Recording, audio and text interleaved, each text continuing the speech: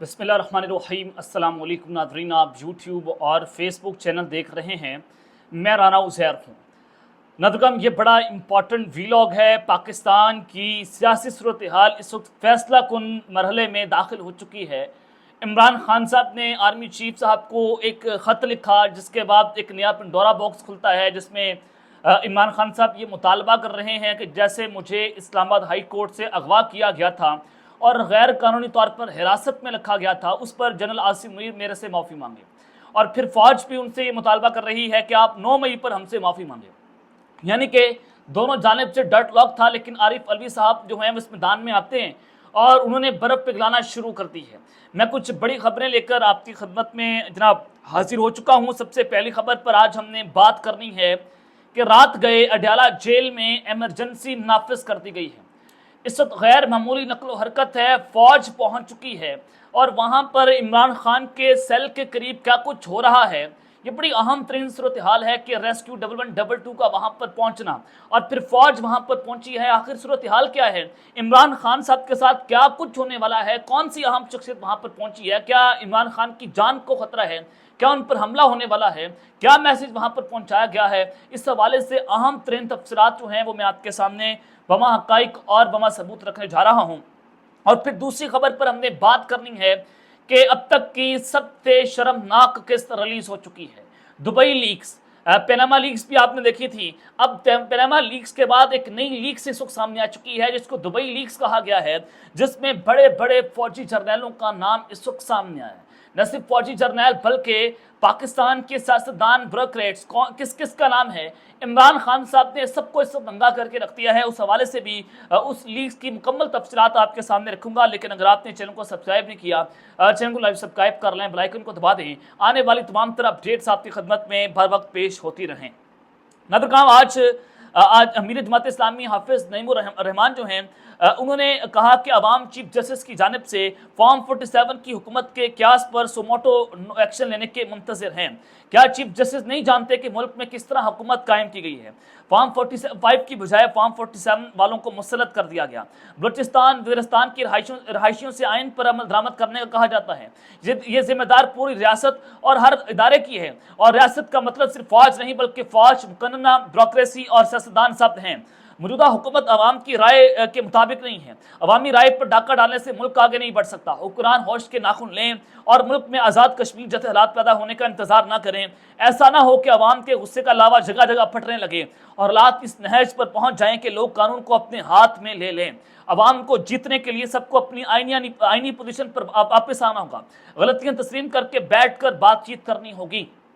بڑی اہم ترین انہوں نے بات کر دی ہے کہ آپ ملک کو اس نہج پر نہ لے جائیں کہ جیسے آزاد کشمیر میں لوگوں نے فوج پر گولیاں چلانا شروع کر دی، پولیس والوں کو جو ہے وہ نہر میں، دریا میں پھینکنا شروع کر دیا، آگ لگائی گئی، ویگو ڈالے جلا دیے گئے، عوام اپنا حق مانگنے سڑکوں پر نکل آئی۔ تو آپ ایسی صورتحال پیدا نہ کر دیں کہ جس کے بعد پاکستان کی عوام بھی سڑکوں کے اوپر نکل آئے۔ ایک 9 مئی آپ نے دیکھ لیا تو خدا نہ خواستہ پاکستان میں دوسرا 9 مئی بھی ہو اور عوام جو ہے اپنے اداروں کے اوپر چڑھ دوڑے، بجائے اس کے کہ صورتحال یہ پیدا ہو تو آپ کو قیدی نمبر 804 سے معافی مانگ لینی چاہیے اور ملک کے مفاد کے اندر ہے۔ محمد بن سلمان پاکستان کا دورہ نہیں کر رہے، اس کی وجہ کیا ہے؟ میں نے آپ کو بتایا ابھی۔ چائنا پاکستان سے ناراض ہے، ایران پاکستان سے ناراض ہے، بھارت تو ہمارا ازلی دشمن ہے، افغانستان کے ساتھ ہمارے تعلقات بہتر نہیں ہیں۔ اور اس حکومت کو گرائے جانے کا مقصد کیا تھا؟ عمران خان کو کیوں گرایا گیا؟ بتایا جا رہا تھا کہ عمران خان صاحب نے سعودی عرب کو ناراض کر دیا ہے، چائنا کو ناراض کر دیا ہے، اکانومی تباہ کر دی ہے۔ حالانکہ عمران خان کے دور میں محمد بن سلمان نے پاکستان کے قومی خزانے میں 2 سے 3 ارب ڈالر کے ڈپازٹ جمع کروائے۔ چائنا پاکستان میں بے تحاشا انویسٹمنٹ کر رہا تھا، رشیا پاکستان میں انویسٹمنٹ کرنے کو تیار تھا۔ ایران اور پاکستان گیس پائپ لائن منصوبہ عمران خان کے دور میں پایہ تکمیل کو پہنچ رہا تھا، اور پھر سستی گیس، سستا تیل لینے کے لیے پاکستان اپنے پیسوں میں جو ہے وہ امپورٹ ایکسپورٹ کرنا شروع ہونے جا رہا تھا۔ تو جب عمران خان صاحب یہ کرنے جا رہے تھے تو امریکہ نے مقامی سہولتکاروں کو اپنے ساتھ ملا کر پاکستان میں رجیم چینج آپریشن کر دیا۔ ہمیں تو کچھ اور بتایا جا رہا تھا، لیکن جیسے رجیم چینج آپریشن ہوا، عوام کی آنکھوں سے پٹی اترتی ہے اور عوام کے سامنے ایک ایک فرد، ادارے کا ایک ایک شخص جو ہے، ایک ایک انڈیویجول پوری قوم کے سامنے پھر ننگا ہو گیا۔ اللہ کی لاٹھی بے آواز ہے، آپ جتنی مرضی پریس کانفرنسز کر لیں، آپ جو مرضی کر لیں، لیکن اللہ کے نظام کے سامنے آپ جو ہیں وہ ذل و رسوا ہو جائیں گے۔ یہ پتھر پر لکیر ہے۔ اور پھر جناب دوسری جانب آج جسٹس بابر ستار صاحب نے جو خط لکھا کہ ان کو اسٹیبلشمنٹ کے بڑے हाई प्रोफाइल शख्सियत की जानिब से ये कहा गया है कि आप बाज आ जाएं, आप ऑडियो लीक्स कमीशन के ऊपर बात ना करें। जस्टिस बाबा सितार साहब ने chief justice Islamabad high court Aamir Farooq साहब को ये खत लिखा है। तो उसके बाद जो अटॉर्नी जनरल हैं जो कि इस्टेब्लिशमेंट के बिहाफ पर आकर बात करते हैं, यानी कि इस्टेब्लिशमेंट का चेहरा ही आपके सामने आता है, तो मंसूर अवान साहब ने मीडिया से गुफ्तगू की। उन्होंने कहा कि तासुर दिया जा रहा है कि इस्लामाबाद हाई कोर्ट में मुदाखलत हुई है। ऐसा तासुर दिया जा रहा है कि जैसे अदलिया और एग्जीक्यूटिव के दरमियान मामला खराब हो रहे हैं। अदलिया में मुदाखलत के तासुर की पुरजोर नफी करता हूं। यानी कि अटॉर्नी जनरल जो है वो क्या एक जज को बताएंगे कि मैं उसकी नफी करता हूं? आपको पता है कि आपसे ये सारा कुछ हुआ है। एक जज जब लिख रहा है कि उनके काम में मुदाखलत हुई है तो आपके नफी करने से सारा कुछ नहीं हो सकता। चीफ जस्टिस ऑफ पाकिस्तान इस पर जुडिशियल कमीशन बनाए और उसकी जो नशरियात हैं बराह रास्त टीवी पर दिखाई जाए। हम अटॉर्नी जनरल के इस बयान को मुस्तरद करते हैं। यानी कि एक शख्स आकर हमें ये बता दे कि मैं उसकी नफी कर रहा हूं और कौम उसको मान लेगी, ऐसा जनाब नहीं होगा। जुडिशियल कमीशन बनाया जाए, उस पर जनाब बात की जाए, डिबेट्स हों, सबूत रखे जाएं, दूध का दूध पानी का पानी हो जाएगा। आप अगर प्रेस कॉन्फ्रेंस कर दें, कोई प्रेस कॉन्फ्रेंस करता है उठाकर मुंह आता है, वो कहता है कि नो में इमरान खान ने कर दिया। अभी तक उसके ऊपर जुडिशियल कमीशन नहीं बनाया गया।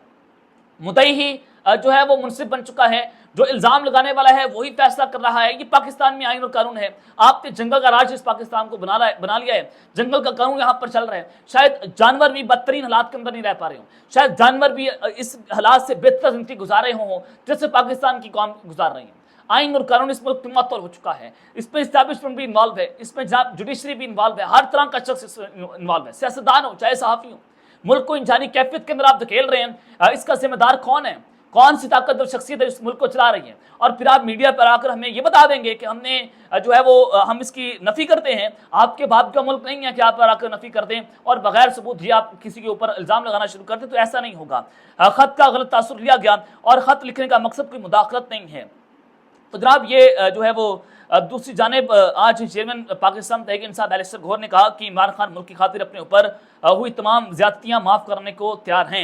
इमरान खान साहब इन सबको जनाब माफ़ करने को तैयार हैं, लेकिन वो बात कर रहे हैं कि जनाब मैं फौज के साथ मुज़ाकरात करूंगा, मैं इस जो है वो कठपुतली हुकूमत के साथ मुज़ाकरात जनाब नहीं करूंगा। तो सबसे पहले दुबई लीक्स हो गई हैं, उस पर बात कर लेते हैं। फौजी जर्नैलों के नाम आए हैं, सियासतदानों के नाम सामने आ चुके हैं, किस किस के पास कितनी कितनी जायदादें हैं।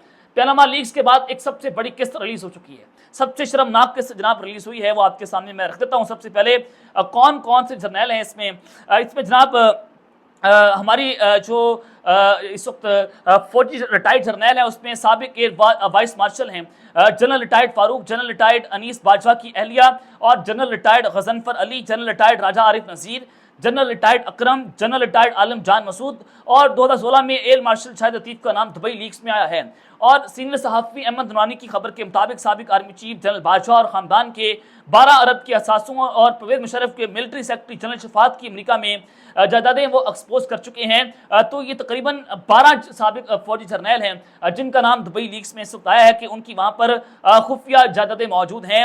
और इसके अलावा जनाब और भी बहुत सारी खबरें हैं जिसमें दुबई प्रॉपर्टी लीक्स में शेर अफजल मरवत और फरज शदादी जो फरा गोगी हैं बुशरा बीबी की करीबी दोस्त हैं, उनका नाम भी शामिल है। इसके अलावा मियां नवाज शरीफ साहब के जो बेटे हैं इन्होंने कहीं पर भी कसर नहीं छोड़ी, हर जगह पर हसन और हुसैन नवाज ने अपने बाप को जो है जलील करवाया है, उनका नाम भी दुबई लीक्स में मौजूद है। और दुबई प्रॉपर्टी लीक्स में वज़ीर दाखिला मोहसिन नकवी की अहलिया सेनेटर फैसल वाडा, शर्जील मेमन और उनकी अहलिया हुसैन नवाज, आसिफ जरदारी के तीनों बच्चों के जनाब इसमें नाम शामिल हैं। यानी कि मुल्क को लूट लूट कर ये लोग खा चुके हैं।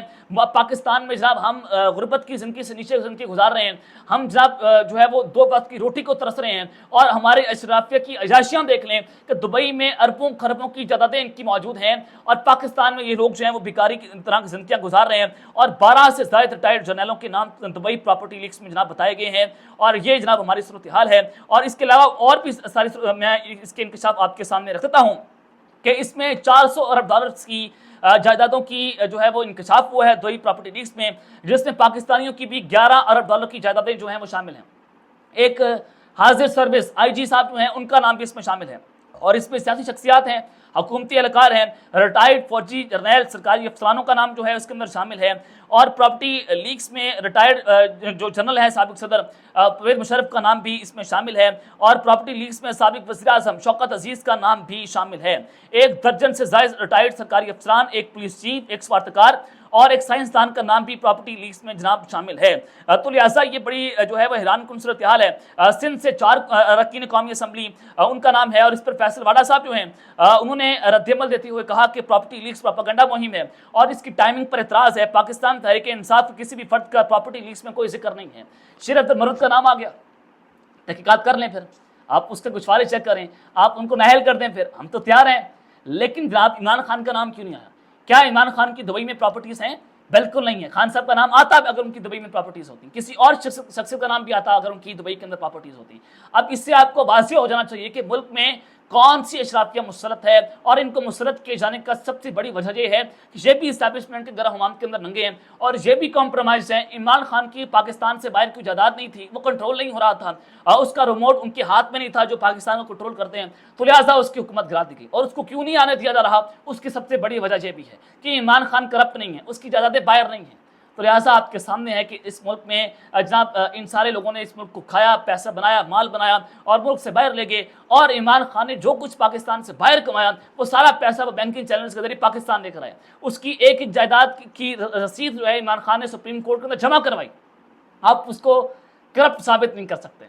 میرا جو پاکستان کا سابق وزیر اعظم تھا، جو اس ملک کی دھڑکن ہے، 25 کروڑ عوام کی ریڈ لائن ہے، آپ اس کو کرپٹ ثابت نہیں کر سکتے، اس کا نام کیوں نہیں آیا؟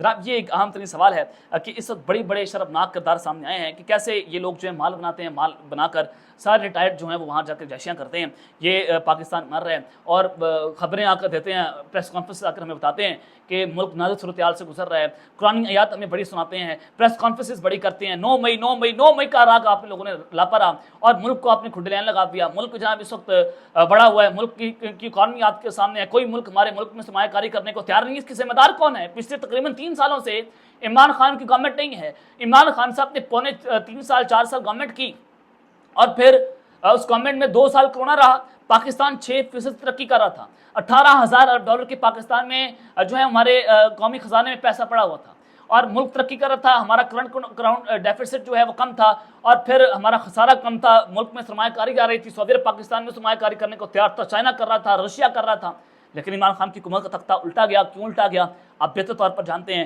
تو اب جناب اڈیالہ جیل میں اس وقت ایمرجنسی نافذ ہے، اس کی وجہ کیا ہے؟ سائرن بجنا وہاں پر اچانک شروع ہو گئے، ایلیٹ فورسز آ گئیں، فوج پہنچ گئی، رینجرز پولیس آ گئی، 112 ریسکیو وہ آ گئی، اور پھر وہاں پر مکمل طور پر سیکورٹی چیک اپ ہوا۔ میں نے آپ کو بتایا بھی تھا، کل خبر بھی دی تھی کہ اڈیالہ جیل میں 3 دن کے لیے قیدیوں پر ملاقات کرنے پر پابندی عائد کر دی گئی ہے۔ سرچ آپریشن ہوگا، سیلوں کے اندر سرچ آپریشن ہوگا، جو وہاں پر عمران خان رہتے ہیں اس کے ارد گرد، ان سیلوں کے ارد گرد جو ہے وہ آپریشن ہوا، عمران خان کے سیل کو گھیر لیا گیا، سیکورٹی چیک وہاں پر کی گئی۔ کیا عمران خان کی جان کو خطرہ ہے؟ اہم ترین سوال ہے۔ عمران خان کو مارنے کی کوششیں ہو رہی ہیں، کچھ پلیئرز جو ہیں وہ عمران خان کو دیکھنا نہیں چاہتے ہیں، تو لہٰذا ان کو راستے سے ہٹانے کی ایک سازش بھی ہے۔ اور دوسرا یہاں پر ایک اہم نقطہ یہ ہے کہ میں نے آپ کو بتایا بھی تھا کہ کچھ پلیئرز ہیں، ان کو تیار کر لیا گیا ہے جو اڈیالہ جیل میں جائیں گے اور عمران خان سے جو ہے مذاکرات کریں گے۔ کیا ہائی پروفائل شخصیت جو ہے اس کا پروٹوکول وہاں پر پہنچا؟ کیا ان کے لیے وہاں پر سیکورٹی چیک اپ ہوا اور پھر وہ وہاں پر دورہ کریں گے اڈیالہ جیل کا اور عمران خان سے مذاکرات کریں گے؟ کیا عمران خان سے ملاقات کریں گے؟